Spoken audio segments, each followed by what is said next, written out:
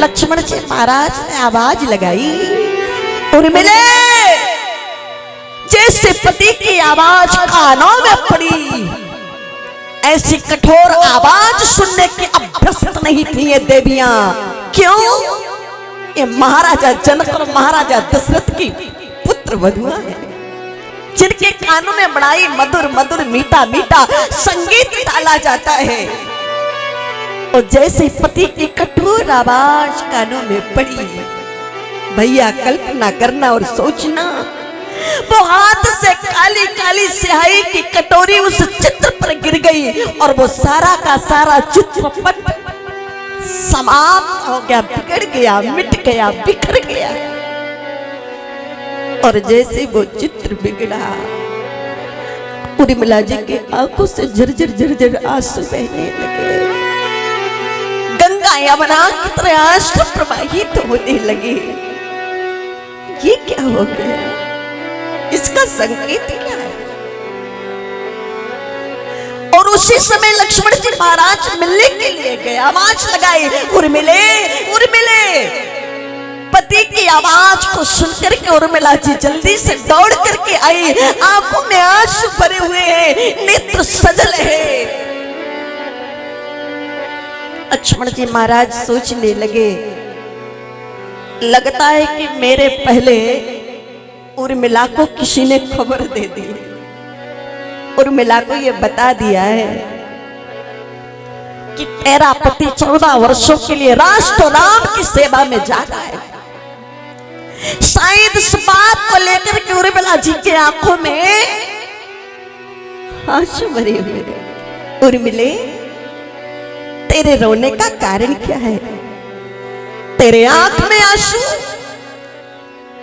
उर्मिला जी ने कहा, क्या बताऊं स्वामी, स्वामी मैं एक चित्र बना रही थी, लेकिन वो चित्र बिगड़ गया है।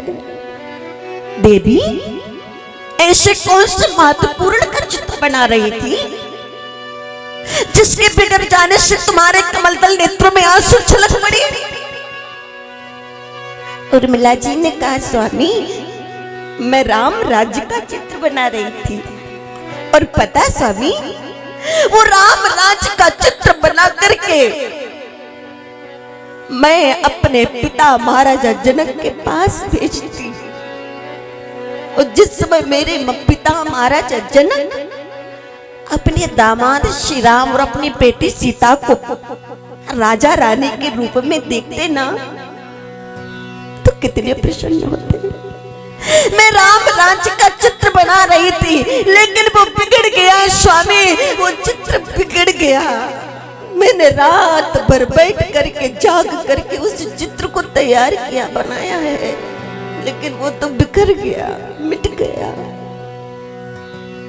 उर्मिला जी, लक्ष्मण जी एक क्षण के लिए स्तब्ध हो गए, उनके आंखों में भी आंसू छलक पड़े और कहा, देवी अब अगर चित्र बनाना चाहती हो ना, तो राम राज्य का नहीं, राम वनवास का बनाओ, क्योंकि अब श्री राम अयोध्या के राजा नहीं, वो तो 14 वर्ष राम वनवासी। 14 वर्षों के लिए अपन को जा रहे हैं। और देखो देवी, मैं भी भैया की सेवा में जा रहा हूं। उर्मिला जी के आंखों में आंसू भरे हुए थे। उर्मिला जी की आंखों में आंसू को देखकर के लक्ष्मण जी महाराज ने कहा, देवी तुम्हारे आंखों में आंसू देख करके मुझे ऐसा लगता है कि मुझे अभी इस समय इस जगह पर नहीं आना चाहिए था। मैं गलत समय पर आ गया। उर्मिला जी ने कहा, स्वामी अगर किसी परिस्त्री से मिलने के लिए जाया जाए,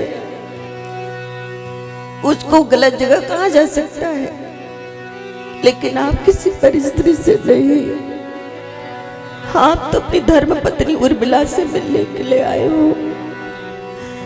ये तुमने कैसे कह दिया कि मैं गलत जगह पर आ गया? लक्ष्मण जी ने कहा कि देवी तुम अच्छी तरह से जानती हो, प्रत्येक पत्नी अपने पति का बल हुआ करती है। अगर पत्नी चाहे तो पति को शक्तिशाली बना दे, और पत्नी चाहे तो पति को पतन के गर्त में गिरा दे। ये पत्नी के बाएं हाथ का। और तुम साधारण पति की साधारण पत्नी नहीं हो, तुम एक वीर पति की वीर पत्नी हो, वीरांगना हो। और तुम्हारी आंख में आंसू मेरे लिए शोभा की नहीं, लज्जा की बात है। शायद तुम ये सोच रही हो कि मेरे पति मुझे छोड़ करके जा रहे हैं, 14 वर्ष तक मैं उनकी सेवा नहीं कर पाऊंगी, 14 वर्ष तक मैं उनके मुखार बिंद को निहार नहीं पाऊंगी, 14 वर्ष तक मैं उनकी सेवा से वंचित रहूंगी, मेरा मंगलमय मिलन नहीं हो पाएगा। शायद इस बात को लेकर के तुम्हारे आंखों में आंसू आ गए।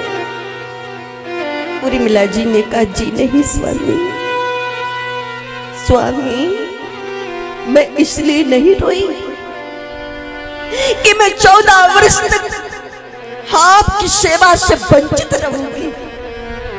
मैं इसलिए भी नहीं रोई स्वामी कि 14 वर्ष तक आपसे मेरा मिलन नहीं होगा। तब रोने का कारण क्या है देवी?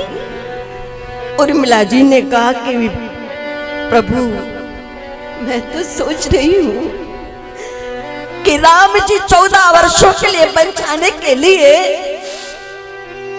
बाहर तैयार खड़े हुए हैं, और ऐसी विषम परिस्थिति में, संकट की घड़ी में आपको मेरे पास आने का मौका कैसे मिल गया? हाँ, आप मेरे पास खड़े हो। आपको तो राम जी के पास होना चाहिए था, भैया के साथ होना चाहिए था, और आप यहाँ खड़े हो। लक्ष्मण जी महाराज आश्चर्य का ठिकाना न रहा। ये देवी उर्मिला का त्याग साधारण नहीं है। पर उर्मिला जी ने कहा, स्वामी अगर अब आप आ ही गए हैं ना, तो 2 क्षण का समय दे दीजिएगा, बस 2 क्षण का।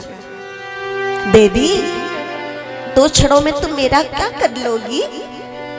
उर्मिला जी ने कहा, स्वामी आपके बाल पर तिलक करूंगी, गले में माला पहनाऊंगी, आपकी आरती उतारूंगी, और उसी दीपक के सहारे में 14 वर्ष व्यतीत कर दूंगी, गुजार दूंगी, निकाल दूंगी स्वामी। इतना कह करके उर्मिला जी महल के भीतर गई।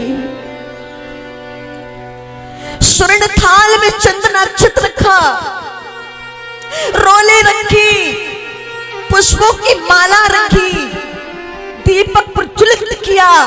और जिस समय स्वर्ण थाल लेकर के बाहर लौट करके आई, देखा कि लक्ष्मण जी महाराज तो चले गए, वहां लक्ष्मण जी नहीं थे। उर्मिला की दासी ने, सहेली ने कहा, देवी ये स्वर्ण थाल, ये रोली अक्षत, ये पुष्पों की माला, ये जलता हुआ दीपक, क्यों, किसके लिए? ये साज सज्जा तैयारियां किसके लिए? उर्मिला जी ने कहा, मेरे पति श्री लक्ष्मण जी महाराज के लिए। किसके लिए? कहा ना, मेरे स्वामी, मेरे जीवन सर्वस्व प्राण धन श्री लक्ष्मण जी महाराज के लिए।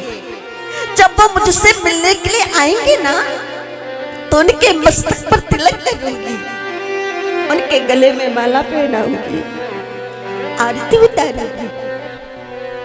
पर जिसके लिए तुमने ये तैयारियां की है ना, वो तो चले गए, चले गए, हाँ चले गए।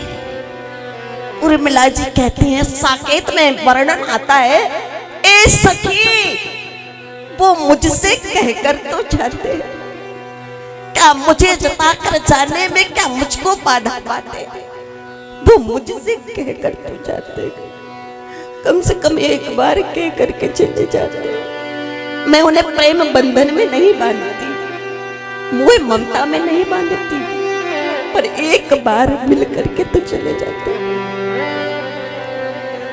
उर्मिला की दासी ने कहा, वही तो मैं सोच रही हूं, अब क्या होगा आपकी शिरोले अक्षत का, क्या होगा इस खिली हुई माला का, क्या होगा इस चलते हुए दीपक का। उर्मिला जी ने कहा, कुछ नहीं, वही होगा जो होना चाहिए। आरती उतारूंगी, भाल पर तिलक करूंगी, गले में माला पहनाऊंगी,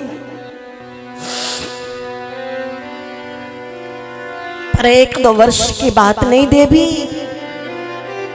14 वर्षों की अवधि है, लंबा समय है। क्या 14 वर्ष तक इस रोले अक्षत को सुरक्षित रख सकोगी? क्या 14 वर्ष तक ये माला खिली हुई रह सकती है? क्या 14 वर्ष तक दीपक जलता हुआ रह सकता है? उर्मिला जी ने कहा, निश्चित रूप से, पर कैसे दे दे? क्या गजब की बात उर्मिला जी ने कही। का याद रखना, जब परमात्मा के संकल्प से सृष्टि ठहर सकती है, तो क्या सती के संकल्प से 14 वर्ष तक माला खिली हुई नहीं रह सकती? क्या सती के संकल्प से 14 वर्ष तक दीपक जलता हुआ नहीं रह सकता? मैं प्रतीक्षा करूंगी, मैं प्रतीक्षा करूंगी। और उनके आने की बाट जो रही और अपने पति की प्रतीक्षा में प्रतीक्षारत देवी उर्मिला जी